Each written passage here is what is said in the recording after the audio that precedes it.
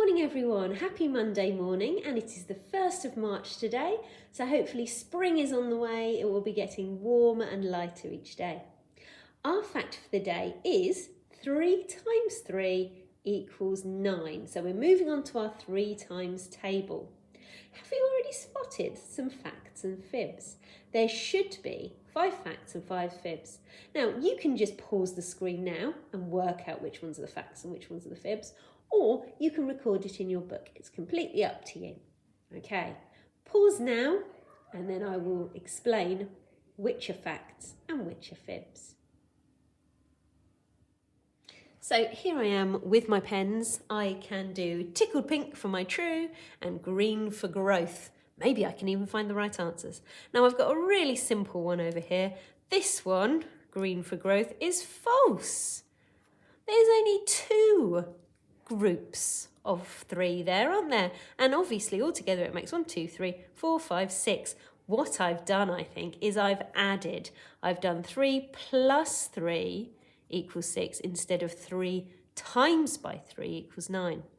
So by contrast, over here we have got 3, 6, 9. So 3 times by 3 equals 9. So this one is a fact. This one is true. True and false. Had to think about that one for a minute. Now, 3 times 3 is what we call a square number because we've got 3 along the bottom and 3 up the side. So it's a square number. 3 times 3, and so other square numbers would be 2 times 2, 4 times 4, 8 times 8, and so on. So 3 times 3 is a square number and the answer is 9. Brilliant, that is true. Now what else can we spot? Another true here. 9 points. 1, 2, 3, 4, 5, 6, 7, 8, 9. Brilliant. Those triangles help to show me, put a T there for true, how those triangles help to show me that 3, lots of 3, do equal 9. Right, let's have a look at our number sentences. 90 divided by 3 equals 30.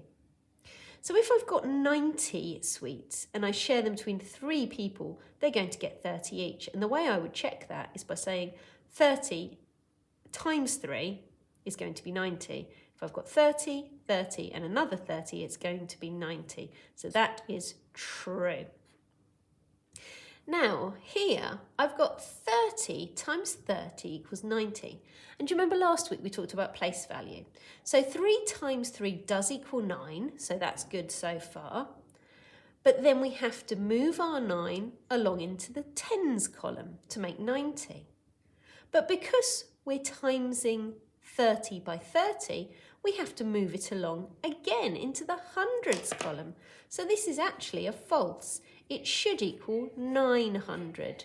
3 times 3 makes the 9. Move it into the tens column because we're timesing by 10 here, and then moving into the hundreds column because we're timesing by 10 again. So 30 times 3 is 90. 30 add 30 add 30 equals 90. We've discussed that one. We said that one was true. So 300 times 3 is 90. That one's false, isn't it?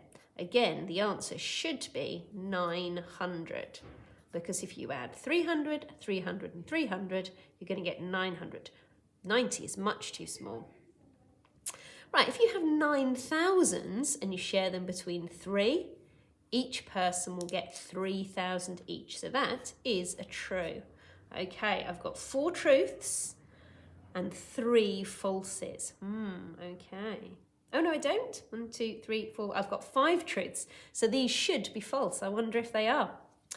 9 divided by 3 equals 9. Well, that just can't be right, can it? Because if you take 9 sweets and share them between 3 people, there's no way you're going to get 9. You're going to get 3, aren't you? So that one is definitely false. The answer should be 3. And finally, 900 divided by 3. We've talked about this one. It should be 300. Definitely not 3. Again, so I'll put 300 there. Again, if you have 900 sweets and you share them between 3 people, they're going to get a lot more than 3 each, aren't they? They're going to get 300. Not 3,000, they're going to get 300. Okay, hope you got those ones the same as I did.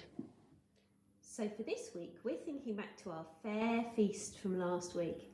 And thank you to those people who sent in photos of their sharing. They look really, really fabulous. Hopefully you can cast your mind back that far when you've seen the photos. Okay, so today we're actually, like I said, going to cast our mind backs to last week in our fair feast.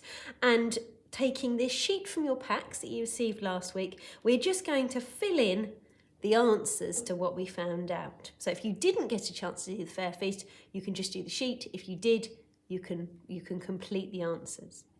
So our today's learning point is, can I recognise, find, name and write fractions? And can I write fractions with numerators and denominators? So remember, the numerator is at the top. It's the number of parts we're looking at, and the denominator is the number of parts altogether. So here are our questions. How much do Bill or Betty get? So 2 equal portions. So 8 ginger biscuits. How much do they each get? 4 cupcakes. How many do they each get?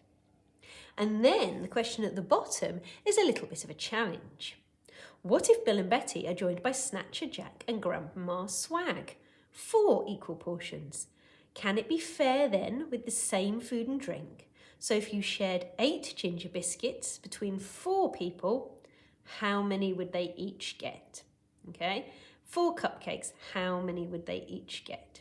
So here you're dividing into 2. Here you're dividing into 4. And shared by is the place where you can put your name and then stick that into your book. I don't think that will take you very long. But if you need a little bit of extra help, especially with the challenge at the bottom that you probably haven't done yet, remember you can use your beads, buttons, whatever it is, to help you with your sharing.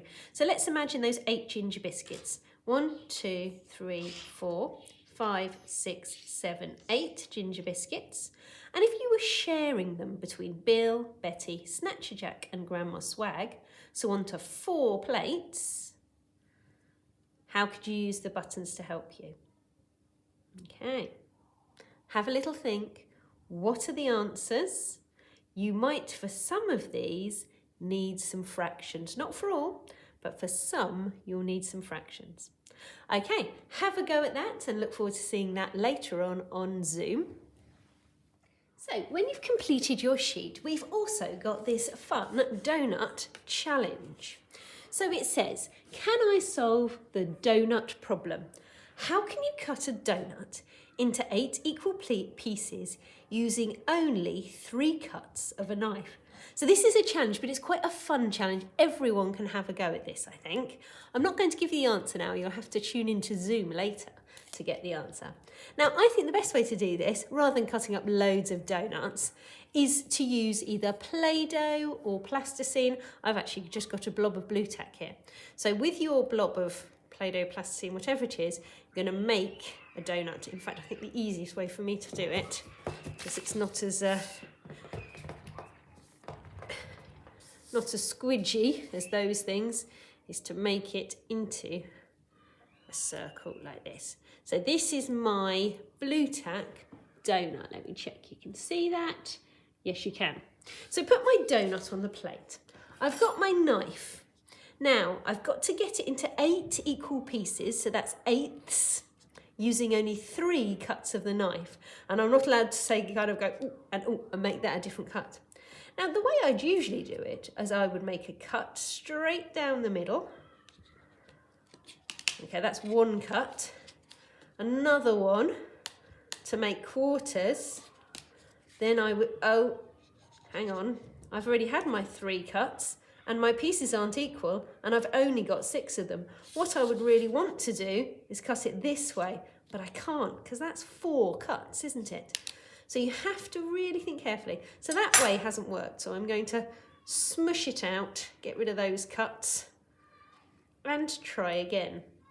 So this is my donut. So it's got to be a cut with the knife.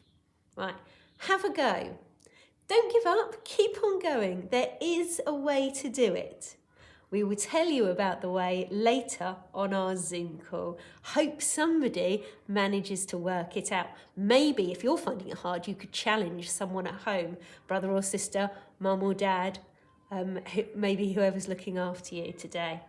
Right, have fun with that and we'll see you later.